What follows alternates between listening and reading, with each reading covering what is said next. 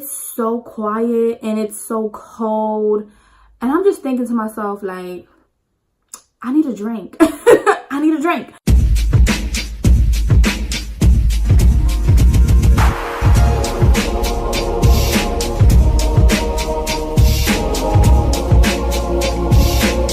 What is up?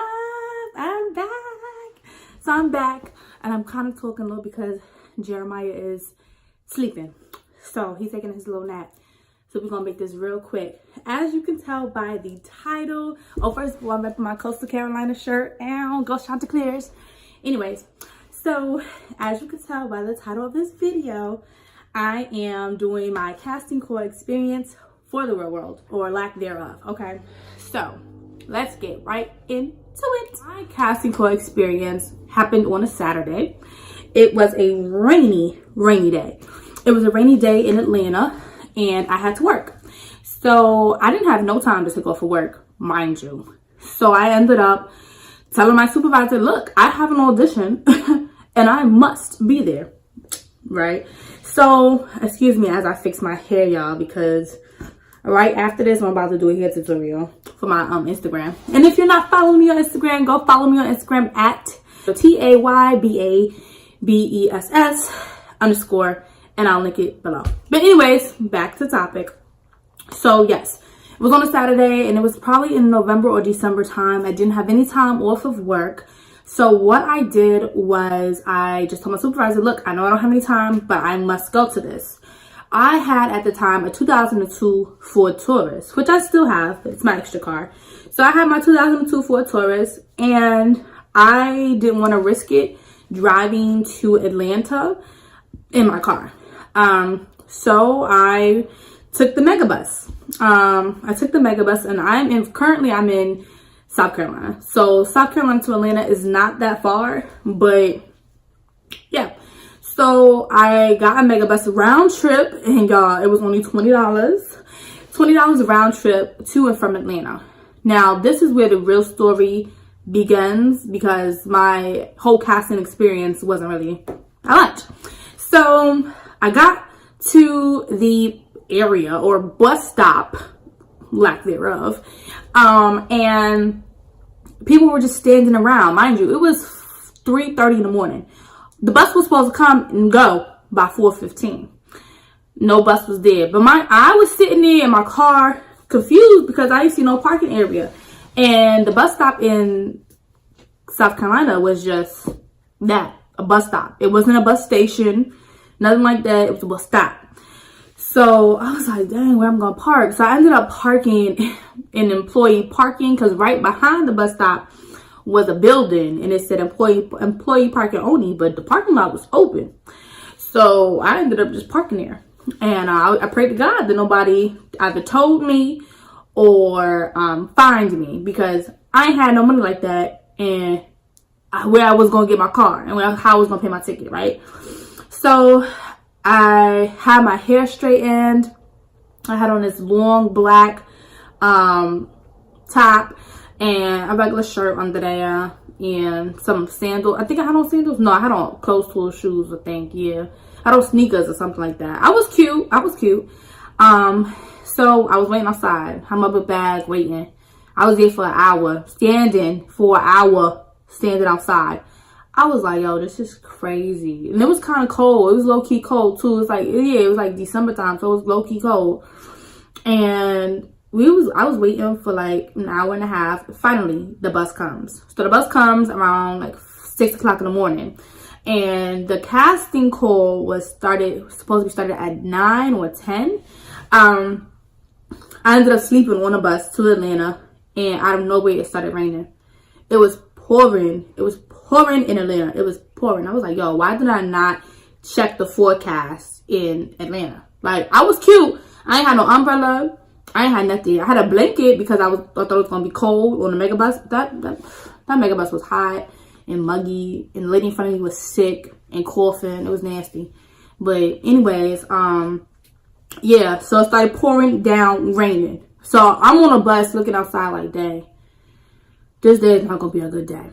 So the bus stops at the bus station in Atlanta, and I call my Uber. So I call my Uber, and it pulls up behind the bus, and I hop in. And across the street from where the casting call was which was at a bar, was a diner. So I went into the diner. I grabbed me something to eat real quick because I was like, yo, if we're gonna be at a bar, we're gonna be drinking, okay? So I went and got something to eat, some breakfast. So I got some fruit, some grits, some bacon, and eggs. I had me a whole breakfast. And y'all, when I sat down to order, I was looking around and everything, just looking around, checking my surroundings. I saw this girl. Ironically, her name was Taylor too. So I saw this girl named Taylor. And then the waitress was asking me like, oh, you here for the audition across the street? I was like, yeah, I am.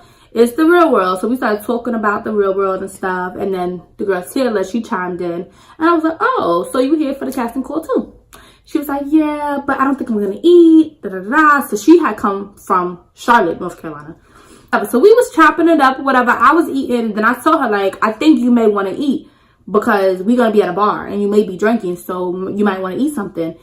She was like, okay, I think I'm going to get a little something. So she got a little something. And then she ate. So I went to go pay for my food, y'all. Tell me why I looked in my wallet, forgot my freaking debit card. Forgot my debit card. So, forgot my debit card, but thank the Lord, I had cash on me. I had cash money. I'm going to sound like a stripper, but I'm not. I had saved up $200 in ones. So, I had a whole bunch of ones with me. And I just paid her in ones, and I felt like a stripper by paying her in ones. But anyways, so Taylor and I got done eating, and Taylor, we went across the street. Mind you, it's still raining. So it's still raining, and Taylor's like, yo, I drove. She parked right in front of the door. She parked right in front of the door. So this is the door, this is her car. She's right here in front. So I was like, dang, you got a good parking space. So we went in her car and we sat down. It was still pouring down raining. So there's three people. There's three people standing in front of the bar. And then Taylor's like, oh, we're going to wait until they open. I said, cool, it's almost 10 o'clock. We could probably wait. Before I knew it, the line started getting longer. So the line was getting longer and stuff. And I was like, maybe we should get out this car and go stand in line. Because one, it's raining, and the little hover that they had, those three people was already standing under that hover. So we can't stand under the hover.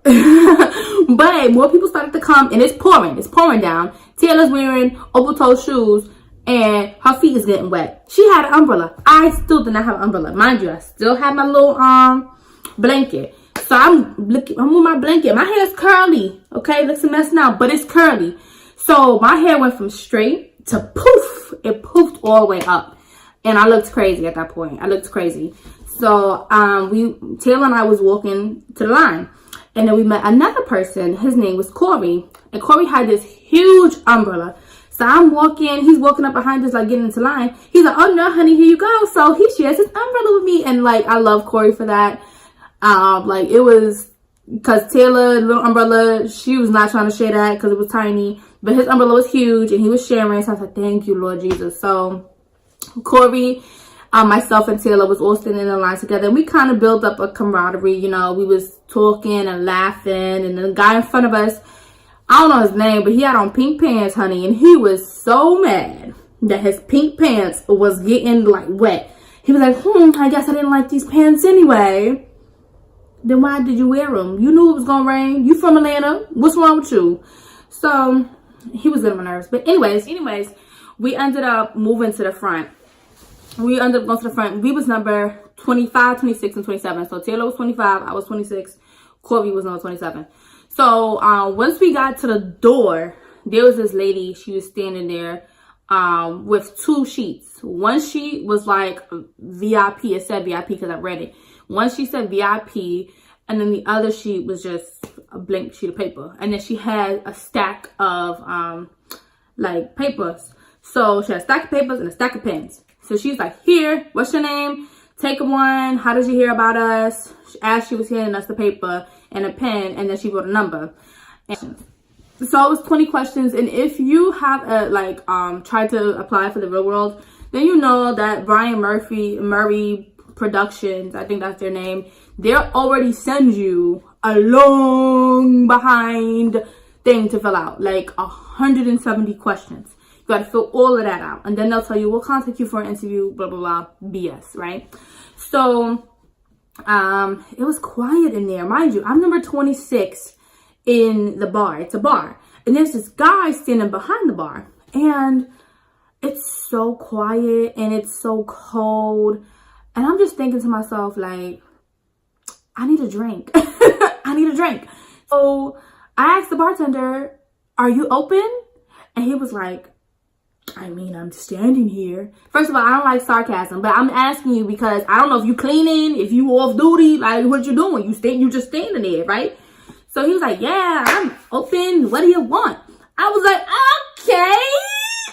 okay, right? So I was like, oh, what's your specialty? This jackass, whoever he was, I wasn't talking to him, but some random dude was like, he's at a bar, he can make anything.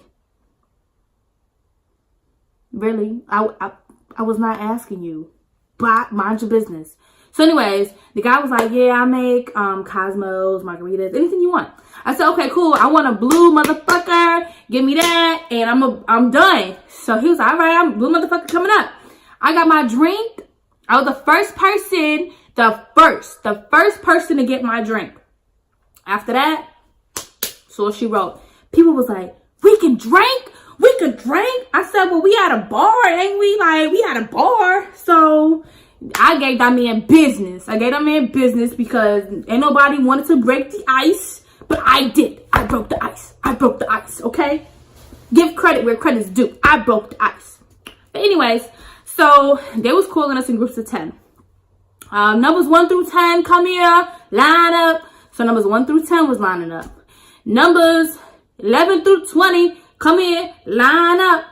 20 through 30, so they was calling us, and obviously I was a third group to go upstairs. So I had to literally down my drink, like chug it. I had to chug my drink because they was calling us kind of fast. I was like, damn, this is going kind of fast. Like at this point in time, it's like maybe 10:30, and yeah, 10:30. So we go upstairs. And we in this big old group. And she's like, tell me your name, something interesting about you, and where you from, or something like that. So 3 things. And I guess it's just to see if you could tell a story or whatever. So everyone said their name, where they're from, something interesting about them. Cool. It came to me. I said, my name is Taylor, and I'm regular all the time. Maybe not at work, because I'd be like, hi, how are you? Thank you for calling. My name is Taylor. May I have your name, please?